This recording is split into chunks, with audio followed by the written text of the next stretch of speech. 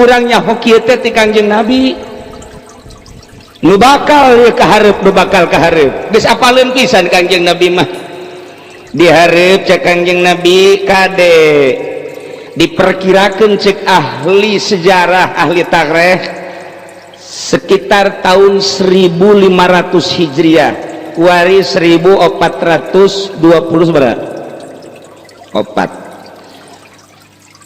bakal terjadi tahun 1500 diperkirakan tahun 1500 entah sabaraha 500 sakaditu ngan di jero tahun 1500 etalah hiji bakal datang ke Mahdi Al-Muntazor Kangjeng Nabi gaduh putra namina kitu Siti Fatimah nikah ka Sayyidina Ali gaduh incu Sayyidina Husain nuju didongengkeun ayeuna di mingguan Hasan Husain gaduh putra deui Sayyidina Husain teh Imam Zainul Abidin gaduh putra deui Imam Bakir gaduh putra deui Syekh Ja'far Shadiq gaduh putra deui terus trek aya Imam Mahdi iraha eta Imam Mahdi turunna Imam Mahdi turun teh di mana-mana ahlul hawa geus ngelehkeun ahlul haq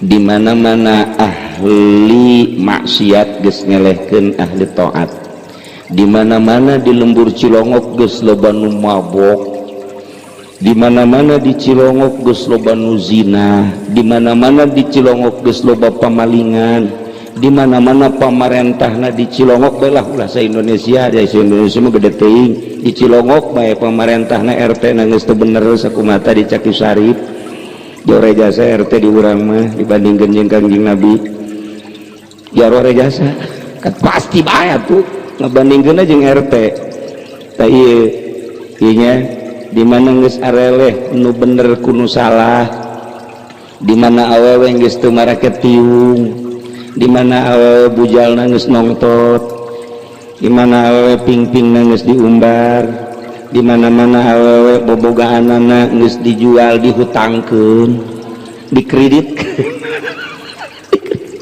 ambalayah perkreditan nah ieu bakal turun Imam Mahdi memeh turun Imam Mahdi riwayatna Masjidil Haram latarana dilebaran heula kuari geus bukti kula sok ngomong bae memeh dilebarkeun geus ngomong bae engke berduyun-duyun bakalna jelema umroh haji engke bakal aya sulit naik haji teh bakal aya penyetopan wallahu a'lam mungkin ti pihak kafir mungkin karena zalimna di berbagai negara sehingga kesulitan engke nah mulai didinya di negara masing-masing riweuh bakalna kurang sinergis antara rakyat jeung pemerintah tetangga jeung tetangga geus silih bunuh bakalna di mana engke gereja geus aya unggal lembur urang sok ngadenge di kolot urang engke mah bakalna hiji masjid hiji gereja hiji masjid hiji gereja dihalangan ku baha bae ge selantaran nyana nu boga taneuhna nyana nu ngabangun imanna nyana nu ngabangun gerejana Sumarekon gereja wah luar biasa BSD wah sakedeung deui di daerah Kendal di Lulus sekepna pohara jasa mun camat tanda tangan gereja pangheulana ka neraka camat bupati tanda tangan gereja insyaallah jadi suluhna pengikutna tuh jadi panghurung lah tiga dek Mahdi Al-Muntazor kula dek nyaritakeun ilmu Kangjeng Nabi kaharep tak sanggesa Imam Mahdi ditunggu-tunggu turun da Imam Mahdi turun di beat engke ku 40 ahli ilmu sadunia didinya kakarak ngaku didinya lah nyana berjuang kerbejehna mantep berjuang turunlah Dajjal Dajjal mah matana sabelah nyana nongtot sabelah luhur bisa hiber nyekel daun bae bisa jadi emas bisa jadi duit mawana nyana mah keragaji asal nu henteu nurut ka nyana diragaji cai hese engke dikersakeun ku Gusti Allah bakal pailah heula 7 tahun hese cai Allah teu nurun-nurunkeun cai turun Dajjal asal ku Dajjal ditepak bae cai mancar sok sia asal iman ka aing bahwa aing pangeran ieu Dajjal tidinya kalut jelema tah ieu ilmu Kangjeng geus caritakeun kaharep bakal begitu Dajjal tegetkeun ieu nu bakal ieu awas Dajjal geus beres nya ieu kalut di dunia kabeh bagi tilu jelema bakalna dua bagian iman ka Dajjal kabeh mangerankeun ka Dajjal nah nu hiji sabagian teu ngimankeun lamun di dunia jelema aya 5 miliar eta keur milenium itu atau tahun itu kuari mah meureunan geus bangsa aya 6 miliar mah lah 6 miliar bagi tilu jadi sabaraha 4 miliar mangerankeun ka Dajjal 2 miliar itu nu 2 miliar ge nu 2 miliar dibunuhan tersisa lalaki hanya 70.000 awewe hanya 40.000 nu henteu iman diudag-udag ku Dajjal nah ieu sing hade beres Dajjal kalut turunlah Kangjeng Nabi Isa alaihi salam. Di mana turun Kangjeng Nabi Isa? Di Palestina, tas di Masjidil Aqsa, di Babludin, tidinya langsung Kangjeng Nabi Isa sholat, ngan tadaikeun jadi imam, tetap nung imaman Mahdi. Imam Mahdi langsung hiber nyana ti Mekah ke Palestina berjamaah. Nyanalah nu bakal ngabunuh Dajjal. Tadidinya engke bakal aya dabah teh hewan kira-kira bangsa segede himar lah eta dabah teh eta dabah teh hewan sukuna opat biasangan celina rancung ka dieu nyana mamawa tongkat Kangjeng Nabi Musa jeung cincin Kangjeng Nabi Sulaiman dabah nu ngerina kumaha eta dabah mamawa tongkat begitu tongkat kunyana digebugkeun kana taneuh jelema anu bakal pinarakaeun aya merekan dina kafir sanajan make jilbab kafir mah kafir bae sanajan make kopiah cara Haji Masuri mancritnya seeleh Badrul Wasek mah mancrit aya kafiran naudzubillah min geus teu bisa katahan tah mah jelema sadunya geus aya merekan kabeh dia kafir cincin Kangjeng Nabi Sulaiman digbukeun kana taneuh plak jelema aya merekan di dina mukmin mun awewe mukminah ieu bakal terjadi seperti kitu kafir mukminah atawa mukmin kafir geus teu bisa kajeun teuing kumaha ge geus kitu bae tah mah ieu nu bakal ye lantaran urang dia mah henteu masantren kukula dicaritakeun nu bakal ilmu Kangjeng Nabi nu bakal teh geus dicaritakeun beres Dajjal engke bakalna nah aya seuneu ti adan di ditu ti negeri Yaman terus seuneu ka dieu terus ka Turki terus seuneu ka dieu ti Turki terus ka Mesir terus ka dia ka kitu Yordan terus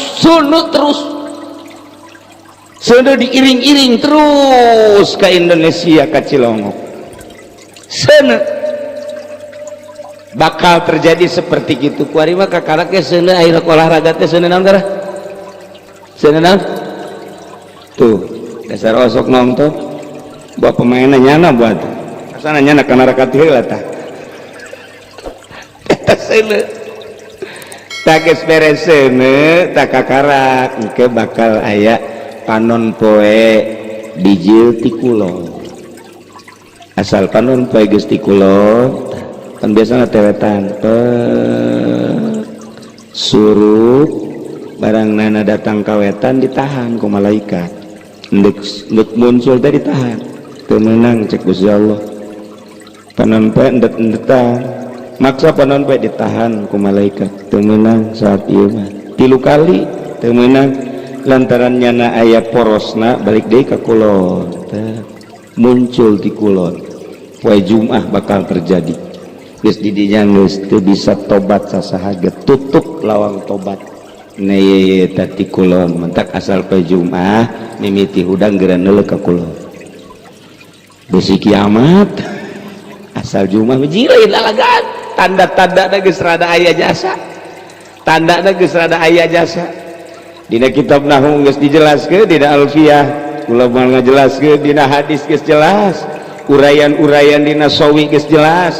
Mimiti kalut ieu bakalna ieu ti 14 abad 14 kuari terus bae moal eureun-eureun kalut bae terus. Kamari Irak kuari terus jeung Syria geus puguh kitu Taliban terusan terus ka Indonesia. Mantap kula nitahan bae di Indonesia di Cilongok kuari nitahan naon kitu jurus penca geura siapkeun deui baheula ieu Haji Masuri anak buah KST ya asti lain tak eta geus disiapkeun jurus-jurus lantaran ieu moal kebal deui perang memeh digunakeun perang ya kolot-kolot atuh bacokan ku urang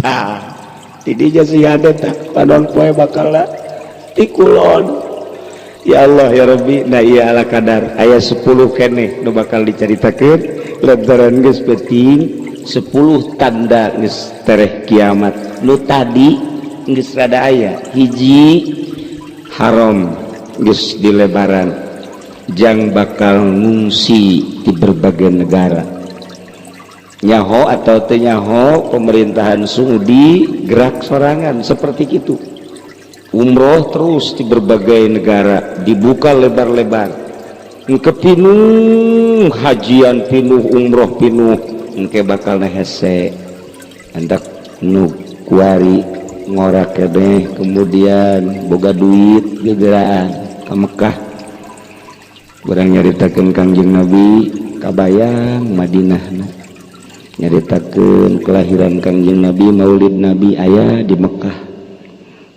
nyaritakeun makom Kangjeng Nabi aya di Madinah.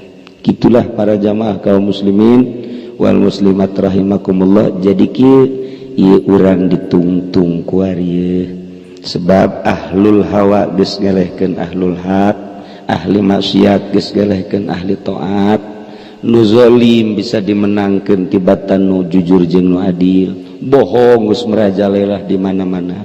Kamari ieu maka karak pamarentah doang nu ngabohong, kuari mah jeung kiai-kiai na ngabohong. Komo Haji Masuri mah selain pamarentah lain kiai tabatu. Jadi ieu geus bohong kabeh, acak-acakan di negara. Ya, tadi di mana-mana nyarita bohong. Geus bae pokona mah eta ciri kiamat. Di mana-mana engke bakal loba awalna minta cerai ka salakina. Bakal terjadi pokoknya mah ieu mah boro-boro nu ngorakeun nini ge minta pegat. Nini ge minta pegat. Masyaallah. Tadi batek sieur ieu lain lalagan kula bae unggal poe cicing bae di imah. Assalamualaikum. Salam. Di mana ya? Saya dari Tangerang Pak Kiai. Ada apa? Istri saya pengen diceraikan Kiai. Emang ribut? Enggak sih. Kok bisa cerai? Enggak tahu, saya juga bingung. Barangkali enggak dinapakahin. Wah, napakah udah lebih dari cukup. Terus kok minta cerai? Saya juga bingung. Ya tuh kenapa bingung dibawa ke sini? Saya deh ke berang saya. Assalamualaikum. Salam. Neng, di mana ya? Saya dari Jawa. Dari mana Jawanya? Brebes ya. Iya, pantas hitam. Ya. Cak orang Brebes teh ya putih. Ya manu hidung bae lanang. Ada apa, Mbak? Saya minta air Pak Kiai supaya suami saya mau nyerahin saya. Loh, kenapa? Emang enggak dinapakain? Napakah sih ada. Terus kenapa ini? Lah, pokoknya saya minta air aja supaya suami saya mau nyerahin. Ini kenapa dulu? Ini adanya SMS lebih ganteng. Tolong tuh orang Brebes blon. Sapoe nanti sapoe ayat 5 ayat genep. Nu aneh ya, nu aneh. Pejabat loba jasa kula mah nyaho jasa. Pejabat Tangerang PNS, Pemda loba jasa anu pamajikanna hayang cerai. Model nu leuwih aneh deui, nu leuwih aneh. Aya jelema kaya boga tokona pohara gede, kemudian atuh ganteng jelemana, mobil lagi leuwih ti 2. Terus atuh pamajikan lagi gelis sakitu mah, lain sakitu mah gelis belah pokona mah geus. kuari geus baroga incu ulah sok ngadongeng bae geus baroga incu geus boga incu incuna 4 ku kula ditanya geus hiji mangsa pamajikanna ka pasar berarti kan geus nini geus boga incu mah kapanggi jeung bebene baheula aki-aki minta SMS si aki jeung si nini blon tuh coba dibere datang ka imah SMS-an aki-aki jeung nini minta cerai ka salakina balik kuari nini lain lalagaan ya mah Masya Allah kuari nini make lepis deui ting bating cerita negara kalut para jasa nailah para jamaah kaum muslimin wal muslimat rahimakumullah jadi ieu tanda de kiamat lomba jasa mabok geus teu bisa ditahan geus jauh jeung akhlak Kangjeng Nabi Firaun tah mah zina geus teu bisa ditahan terus baik kiai gak ulah-ulah zina malah aya kiai nu zina bloon tak kiai ablaul bloon tah mah tak iya kuari ieu maling terus-terusan geus puguh kitu pemerintah korupsi geus teu bisa ditahan geus lain rahasia deui ieu mah geus lain rahasia mantap kulah aju ngaharamkeun ge ka duit pemerintah teu beres nah tanda-tanda geus deket datangna Imam Mahdi geus aya tanda nu tadi ku kula dicaritakeun kula membalikan deui bae di mana awewe geus teu make tiu kuari mareke tiu ge maulidan coba isuk